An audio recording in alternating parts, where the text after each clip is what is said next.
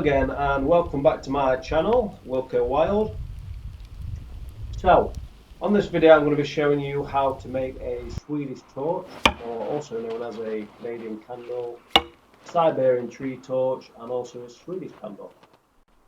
There's a few different versions of this, but I'm going to show you the one that's not involving any use of chainsaws or power tools, so just your basic tools what you can take into the woods with you. So originally it originates from Sweden, and it was used as a means of keeping the forces warm over there. The idea then made its way over into the rest of Europe in the 1600s. Okay, so as you can see, I've got a nice log there, I would say about 10 inches high. And what I'm doing here is just chopping it into 8 pieces. I will only be using 7 of those, but I'll explain that later. I'm just using a standard splitting axe here and doing that on a oak tree trunk base.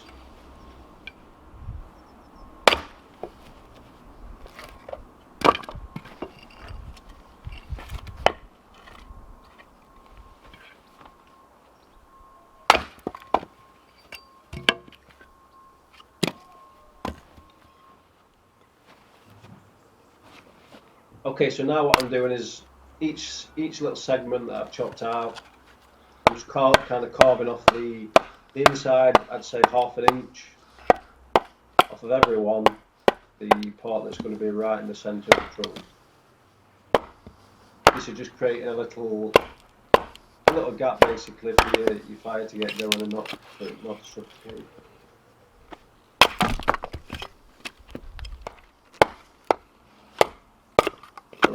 Repeat this process 7 times.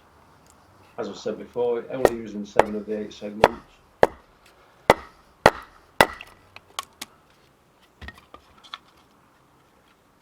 Really handy little things to take out in the woods with you, especially for cooking and stuff. Get a good 4 or 5 hours use out of a decent hardwood log.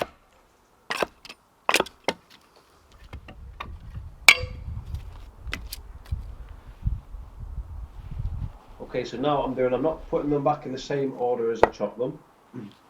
I'm kind of randomising it because I want there to be as many gaps and stuff.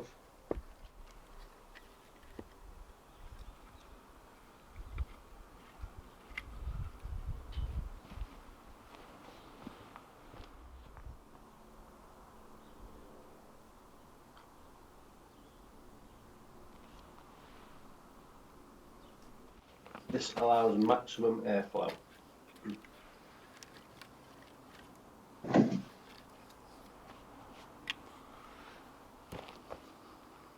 Okay, so now what I'm doing is using a bit of steel garden wire, like a twine. Really flimsy piece of steel basically. What I'm doing is wrapping that around, not too tight, but not too loose. And I'm just tapping the bottoms in. Not so much interested in the top, just the bottom. Just try and tighten that base up a little bit.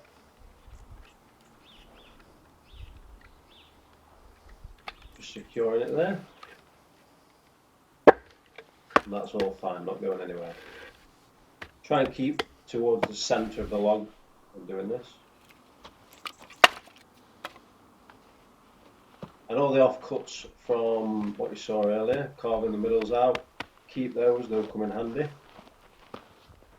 as you'll see now. I'm going to split them down into finer strands of wood, and we can use them as a fuel for the starting the fire process.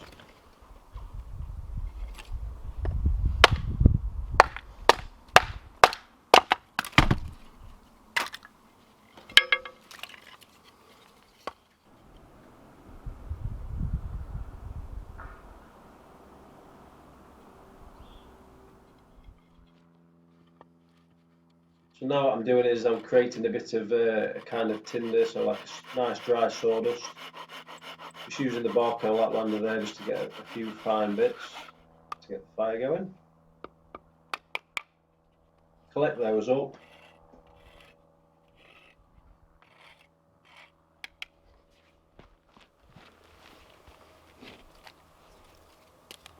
So now what we're going to do is we're going to create like a little base, so a little platform.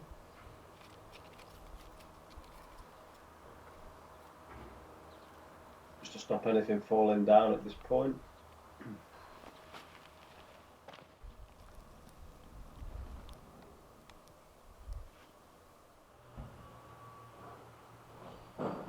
So there's my shavings.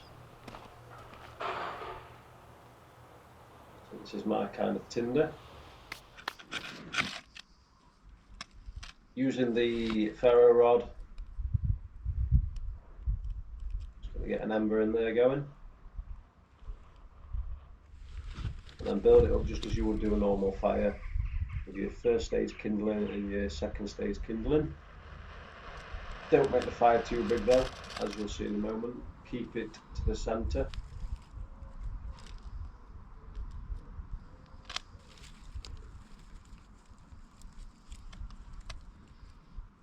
And all we're doing here is creating a fire so that the embers are slowly dropping down the centre of the log, building us up at the bottom.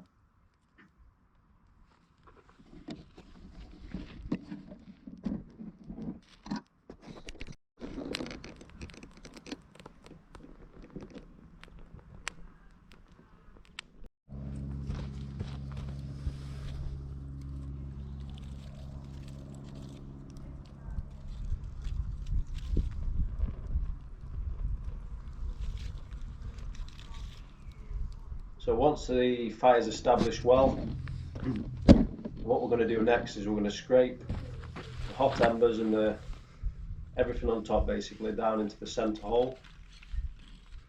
And this will basically create a well packed red hot ember pile at the bottom. And again, using offcuts from the 8th log that we didn't use earlier. Just going to stack that up. Be careful not to stack it too tight as you'll suffocate the fire. As I said earlier, you can cook on this, no problem. The heat coming out of that hole is unbelievable.